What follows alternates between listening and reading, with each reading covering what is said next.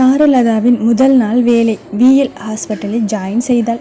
அவளுக்கு எமர்ஜென்சி வார்டில் வேலை. ஷிப்ட் முறை முதல் வாரம் பகலும் அடுத்த வாரம் இரவும் போல ஒதுக்கப்பட்டது. அவளுக்கு அசிஸ்டன்ட் டாக்டர் நான்சியும் எம்டி டாக்டர் கதிரவனும் ரொம்ப ஃப்ரெண்ட்லியாக இருந்தனர். சிஸ்டர் ஒருவர் வந்து, மேடம், டீன் சார் உங்களை அவர் ரூமுக்கு வர சொன்னார். ஓகே சொல்லி டீன் ரூம் வாசலில் may I come in Vijayakumar. Yes sir கூப்பிட்டீங்களா? விஜயகுமார், ஆமாம். டியூட்டியில் ஜாயின் பண்ணிட்டீங்களா? எல்லாம் கம்ஃபர்டபுளாக இருக்கா? Charu, all okay sir. Vijayakumar, any help? I am here for you. Charu, thank you sir. Vijayakumar, go and get along. Charu, sure sir என்று வெளியேறினார். அங்கே விஜயகுமார் கேபின் உள் அறையிலிருந்து பிரியா வெளியே வந்தாள். விஜய், என்ன மேடம், ஓகேவா? பிரியா, தேங்க்ஸ்ங்க, அவளை நல்லா பார்த்துக்கோங்க. விஜய் பிரியாவை அரவணைத்து கொண்டு, ஏன் நீ போய் அவகிட்ட பேசலாம் இல்லை? பிரியா, இல்லைங்க, இன்னும் கொஞ்ச நாள் உங்களுக்கும் எனக்கும் உள்ள உறவு அவளுக்கு தெரிய வேண்டாம். Vijay, as you wish. Flashback. சாருவின் அப்பா பிரியாவின் அப்பாவிடம் வேலை பார்த்தார். இருவரும் மிக நட்புடன் முதலாளி தொழிலாளி உறவு இல்லாமல் மிக நெருக்கமானவர்கள். பிரியாவும் சாருவும் பாட்டு கிளாஸ் ஃப்ரெண்ட்ஸ். ரொம்ப க்ளோஸானாலும் சாருவை விட பிரியா வயது மூத்தவள். சாரு பிரியாவை அக்கா என்று தான் கூப்பிடுவள். கிட்டத்தட்ட கூட பிறந்தவர்கள் போல பழகி இருவரும் அவரவர் வீட்டிற்கு ஒரே குழந்தை. பிரியா கல்யாணம். குடும்பத்தில் எல்லோரும் பேசி முடிவெடுத்து பிரியாவிடம் ஃபோட்டோ மட்டும் காட்டி ஒப்புதல் வாங்கிவிட்டனர். கல்யாணத்துக்கு 2 வாரம் இருக்கும் முன்னர் சாரு அப்பா அம்மா காணவில்லை. அடுத்த நாள் அஜய்க்கு ஆக்சிடென்ட் ஆகி ஹாஸ்பிட்டலில் அட்மிட் ஆகி இருந்தான். கொஞ்சம் சீரியஸ். கண்முழிக்க 5 நாட்கள் ஆனது. அப்புறம் பிரியா விஜய் கல்யாணம் நடந்தது. கல்யாணம் நடந்த 3வது நாள் பிரியாவுக்கு சாருவிடமிருந்து கால் வந்தது. பிரியா, சாரு, பிரியாக்கா, உங்கள் கல்யாணத்துக்கு என்னுடைய வாழ்த்துக்கள். எனக்கு ஒரு உதவி பண்ணுறீங்களா? பிரியா, சாரு, நீ எங்கே இருக்க? என்ன திடீர்னு அம்மா அப்பா நீ எல்லாம் எங்கே போனீங்க? சாரு, நான் ஒரு பிரச்சனையில் மாட்டிக்கிட்டேன். அம்மா அப்பாவை காணவில்லை. அவங்க நிலைமை கொஞ்சம் கேட்டு சொல்லுறீங்களா? பிரியா, கேட்டு சொல்லுறேன். உன்னோட நம்பர் இதுதானே? சாரு, ஆமாக்கா, ப்ளீஸ். பிரியா அவள் அப்பாவிடம் கேட்டாள். அன்றுதான் அப்பா சொன்னார், சாருவோட அம்மா அப்பா இருவரும் ஒரு விபத்தில் இறந்து விட்டனர் என்றும், வீட்டில் கல்யாண வேலை இருந்ததால் எனக்கு தெரிவிக்கவில்லை என்றும், ஆஃபீஸ் மேனேஜர் வைத்து அவர்கள் ஈமச் சடங்குகளை செய்ததாகவும் சொன்னார். இதை நான் அவளிடம் எப்படி சொல்லுவேன்? மன தைரியத்தை வரவைத்து கொண்டு அவளுக்கு நான் கால் செய்தேன். பிரியா, சாரு, அம்மா அப்பா இறந்துட்டாங்க என்று சொன்னவுடன் அவள் கதறியது இன்னும் என் காதில் ஒலித்து கொண்டே இருக்கிறது. சிறிது நாட்கள் கழித்து நான் அஜய்க்கு துணையாக ஹாஸ்பிட்டலில் இருக்கும் போது ஃபோன் செய்தார். சாரு, அக்கா, எனக்கு இன்னொரு உதவி செய்ய முடியுமா? நான், சொல்லு சாரு. சாரு, அக்கா, அஜய்னு ஒருத்தர் ஆக்சிடெண்ட் ஆகி கொஞ்ச நாள் முன்னாடி விசு நர்சிங் ஹோமில் ஐசியூவில் அட்மிட் ஆகி இருந்தார். அவர் நல்லா இருக்காரா மட்டும் பார்த்து சொல்லுங்க. எனக்கு மிகப்பெரிய அதிர்ச்சி.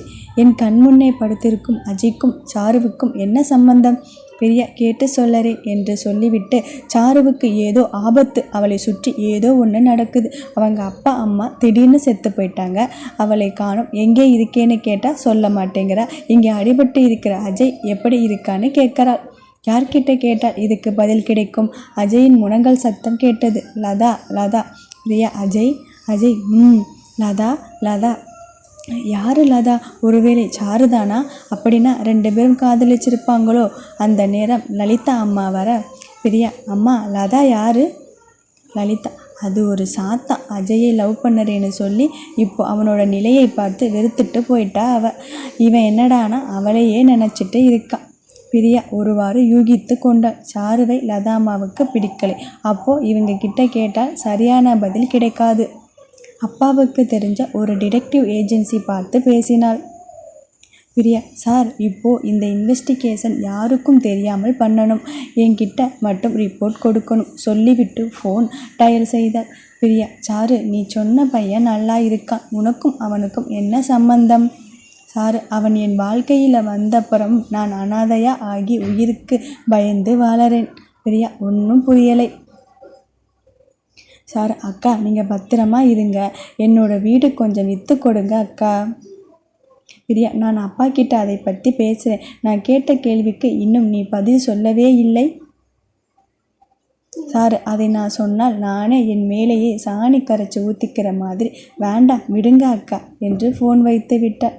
பிரியா அவளுடைய அப்பாவிடம் சொல்லி வீட்டை அவள் பேரிலே வாங்க சொன்னாள். அப்பாவே பணம் கொடுத்துட்டார். ரெஜிஸ்டர் ஆஃபீஸில் அவளை பார்த்தேன்.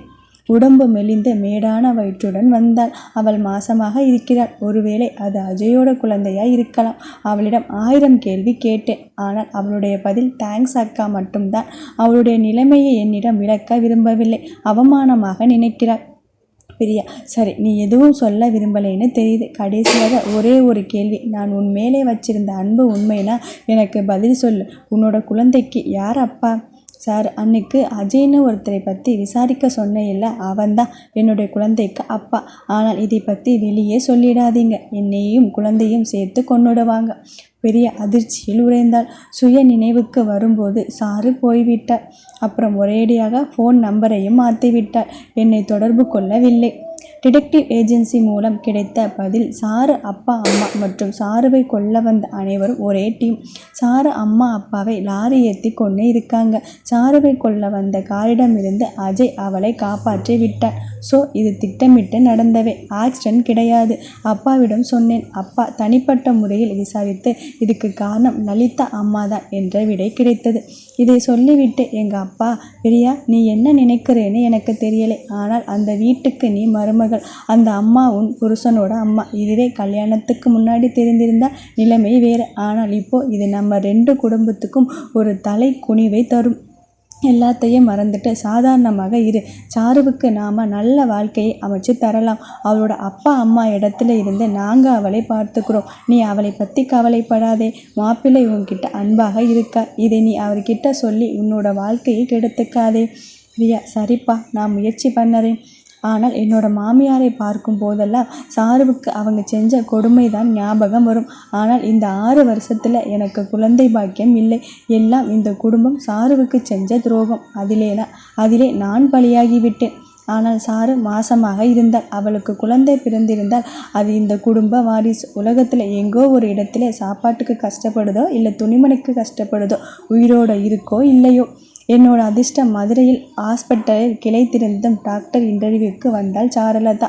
அவளை பார்த்தவுடன் சப்த நாடியும் துடித்தது. அவளிடம் ஓடி சென்று அவளை அழைத்து கொள்ள ஆசைப்பட்டேன். ஆனால் என்னையும் இந்த குடும்பத்தில் ஒருத்தியாக பார்த்தால் அவள் என்னை தவறாக நினைப்பாள். அவள் என்னிடம் இருந்தும் தப்பித்து கொள்ள பார்ப்பாள். தூரத்தில் இருந்து அவளுக்கு உதவ முடிவெடுத்து விட்டேன். இங்கேயே குடியிருக்க ஒரு வீடும் வாங்கிவிட்டேன். அவளுக்கு அழகான பெண் குழந்தை. அதை தூக்கி கொஞ்சம் எனக்கு எப்போ வாய்ப்பு கிடைக்கும் என்று நினைத்து கொண்டாள். ஸ்ரீ, சாரு உனக்கு வேலை கிடச்சிடுச்சு. நானும் கொஞ்சம் வேலை தேடலாம்னு நினைக்கிறேன். அதனால் நானும் திவ்யாவும் வெளியே போகிறோம். சாரு, ஆல் தி பெஸ்ட், போயிட்டு வாங்க. சாருலதா ஹாஸ்பிட்டல் நுழைந்ததும் ஒரே பரபரப்பாக இருந்தது. டாக்டர் நான்சி, மேடம் ஒரு எமர்ஜென்சி கேஸ், 2வது மாடியிலேருந்து குதிச்சிட்டான். தலை மற்றும் கால்களில் அடி, ப்ளீடிங். சார், நீங்கள் ஆப்ரேஷன் தியேட்டர் கொண்டு போயிடுங்க, நான் வந்துடுறேன். சாரு ட்ரெஸ் மாற்றிக்கொண்டு அவசரமாக ஆப்ரேஷன் தியேட்டருக்கு விரைந்தாள். 5 மணி நேரம் தீவிர சிகிச்சைக்கு பின் டாக்டர் நான்சி, நீங்கள் பேஷண்ட்டுக்கு எம்ஆர்ஐ, எக்ஸ்ரே எழுதி கொடுத்துடுங்க என்று சொல்லிவிட்டு அவனோட அப்பா கிட்ட, இப்போ ஆப்ரேஷன் நல்லபடியாக நடந்தது, சில எக்ஸாமினேஷன் எழுதி கொடுப்பாங்க, பண்ணிடுங்க. அப்போதான் இன்னும் வேறு ஏதாவது பிரச்சனை இருந்தாலும் சரி பண்ணிடலாம். ஹீ வில் பி ஆல்ரைட் சொல்லி ரூமுக்கு போனாள். சிஸ்டர் கூப்பிட்டு கேண்டீனில் சாப்பிட ஏதாவது வாங்கி வர சொன்னாள். களைத்து டேபிள் மேல் சாய்ந்தாள். டீன் விஜயகுமார் ஃபோன் செய்தார். சார் விஜய், அந்த கேஸ் ஓகேவா? சார், ஓகே சார், டீட்டெயில்ஸ் உங்கள் டேபிளுக்கு வந்துடும். விஜய், சரிம்மா, ஒரு பேஷண்ட் ஃபைலை உனக்கு அனுப்புகிறேன், நீ பார்த்துட்டு உன்னோட ஒப்பீனியன் சொல்லுமா. Sir, okay sir. விஜயகுமார் அனுப்பிய ஃபைல் டேபிளுக்கு வந்தது.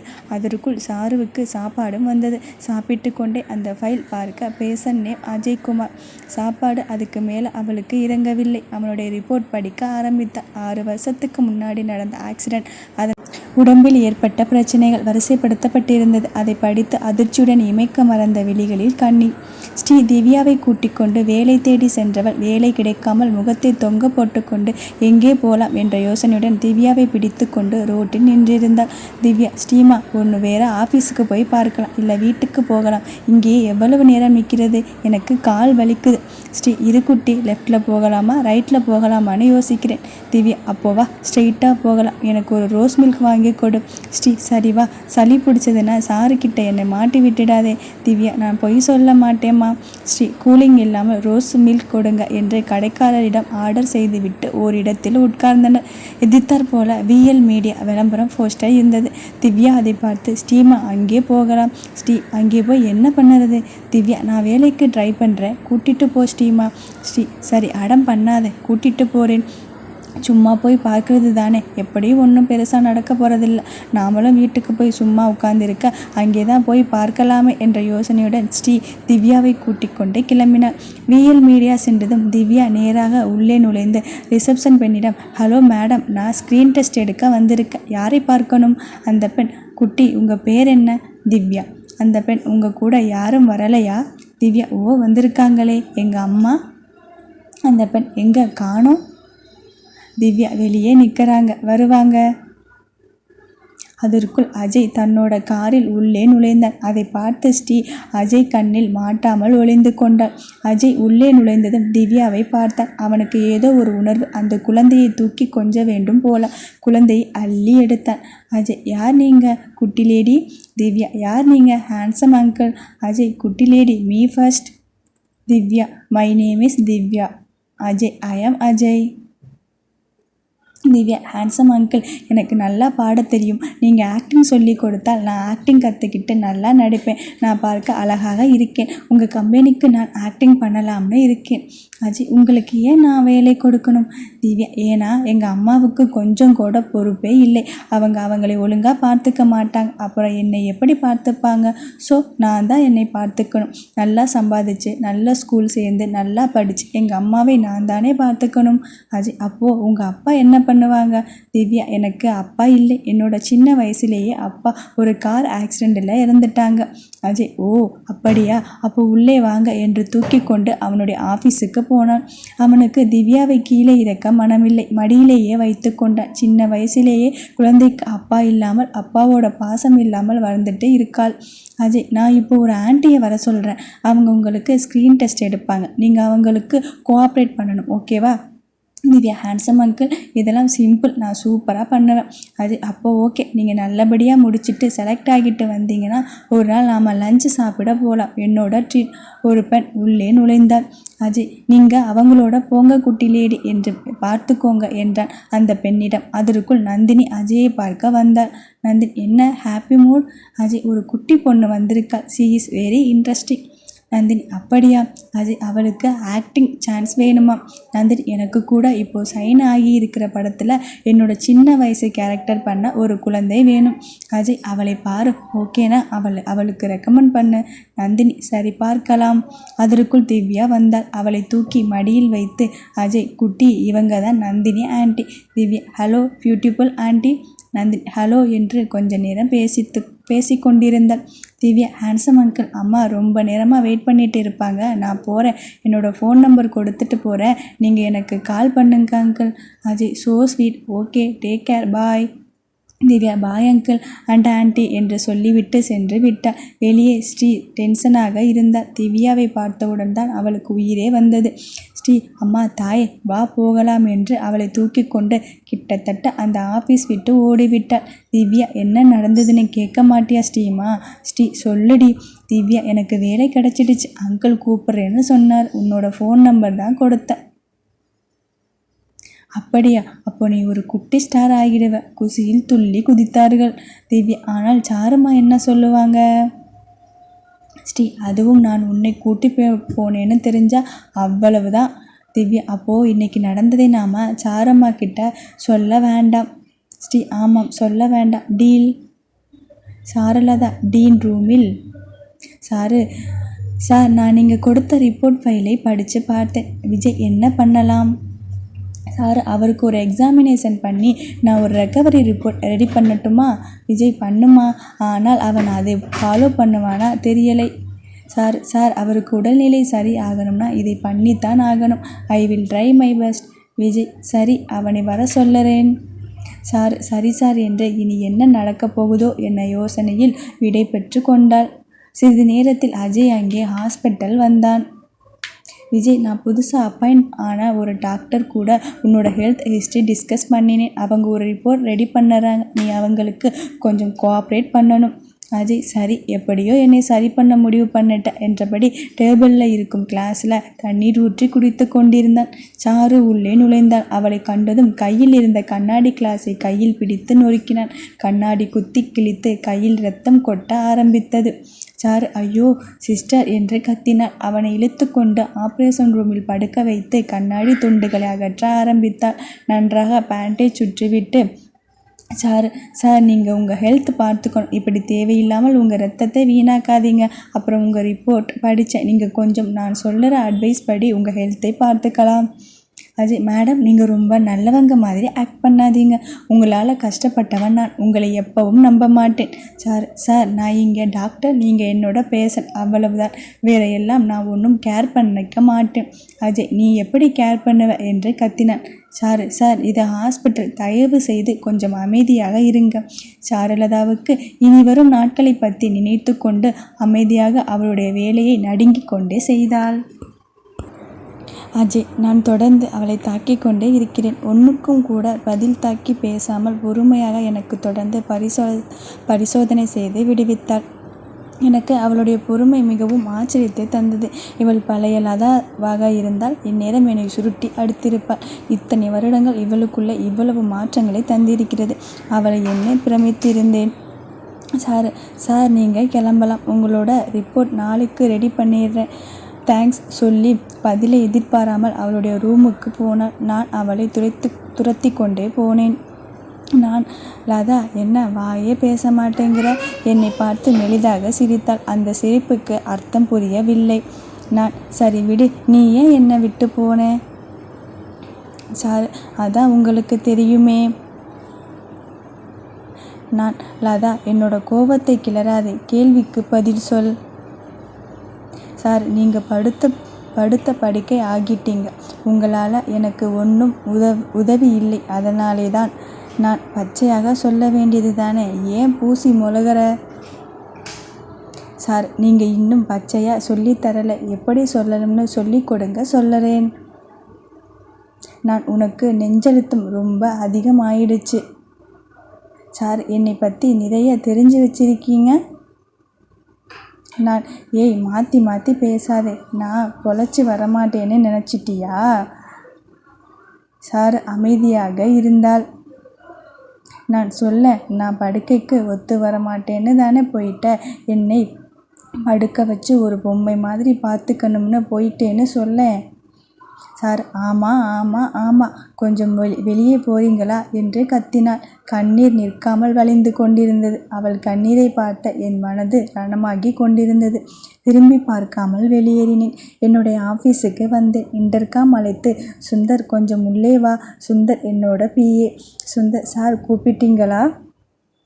நான் ஒரு லேடி பற்றி விசாரிக்க சொன்னேனே. சுந்தர் ஆமாம் சார், ஓரளவு டீட்டெயில் கலெக்ட் பண்ணிட்டேன், சொல்லட்டுமா?